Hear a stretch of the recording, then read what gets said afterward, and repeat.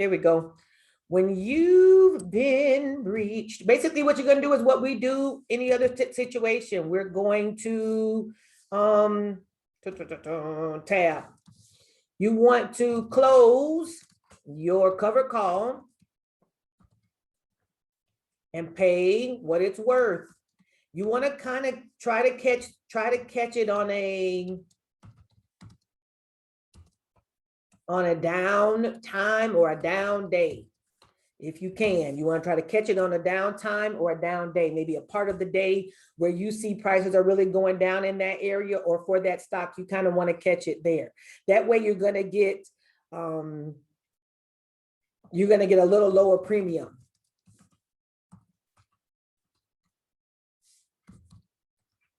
Because what you're having to do is pay your way out. And you don't want to, and we do know that when the price is moving towards your strike, that's when it costs more.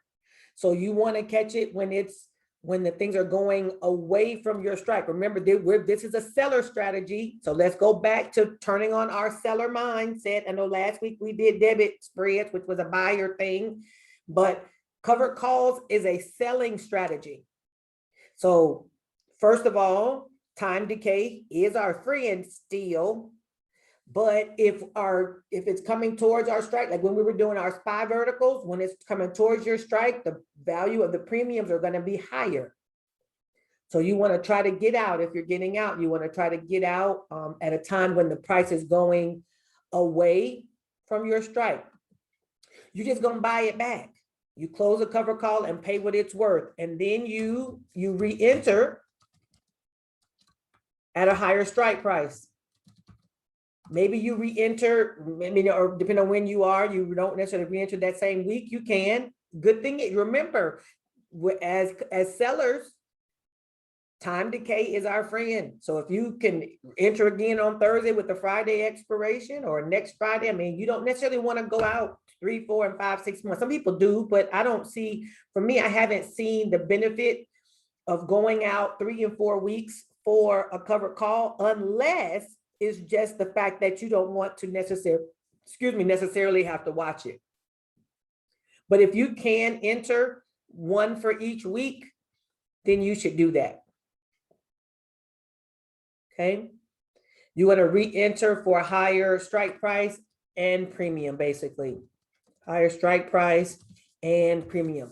I want to remind you that when you're doing covered calls, you do want to, when entering, you want to look at probably a week out, 1 week or less. I would say 1 to 2 weeks. 2 weeks is probably fine. I wouldn't go much longer than 2 weeks.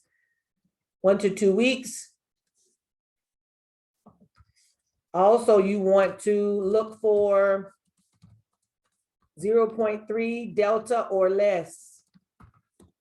What this is saying is, we were doing our 6.16 delta. Our 0.16 delta meant there was a 16% chance it was going to reach that number.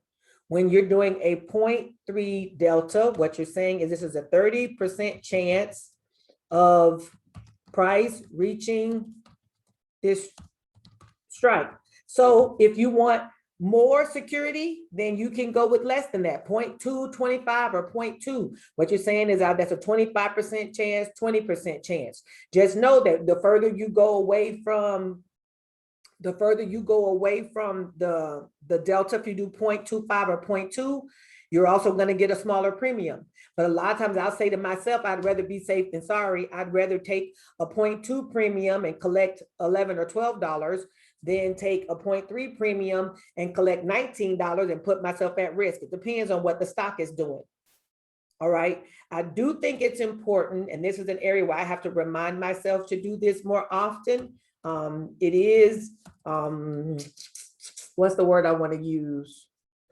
I don't want to say fruitful. It's a good practice. It is, I'll put the word good practice. It's not the word I'm looking for, but it's a good practice to chart the resistance levels before selecting your strike. You can select the strike based on based just on the delta. But it's also good if you chart it to see what is the resistance level and you get a strike above that. You know what I'm saying? So let's say example, if the resistance level for SoFi is 10, then you'd want to get, you maybe want to get the 10.5 strike because you got a chance for it to hit the resistance and turn back.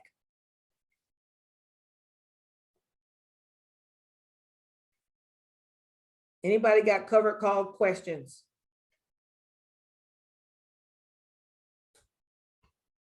Denise said you should chart before buying a cover for your call. Yeah, exactly. You should chart. A lot of times I'll just do it by eyesight and just use the delta. And most times, 9 out of 10 times that works fine for me. Now, this particular time where SoFi decided it was ready to get on the move, then not so much. I wanted to look at the SoFi chart because so many of us have SoFi. Anybody got any questions about something that didn't go so well and you got a question about it?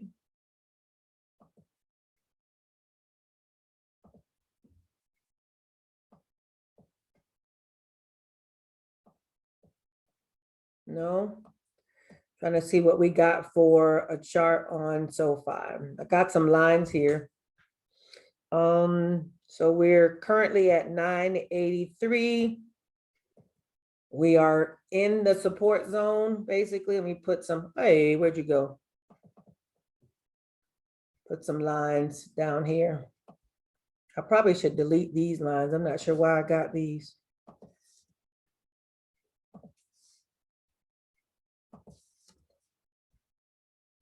Peggy, you were asking about support and resistance. It really is no different than what you already know about buy zones and sell zones. You can still use that knowledge.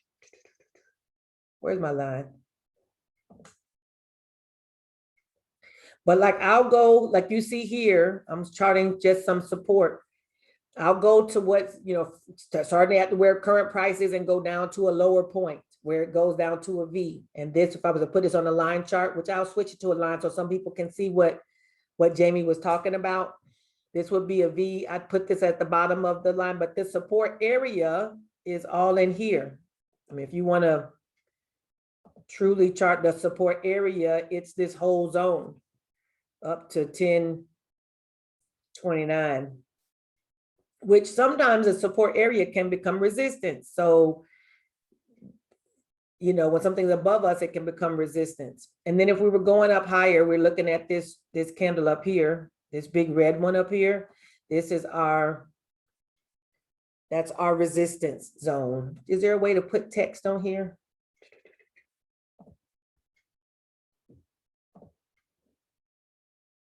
Drawing tools. Oh, there we go. Some text.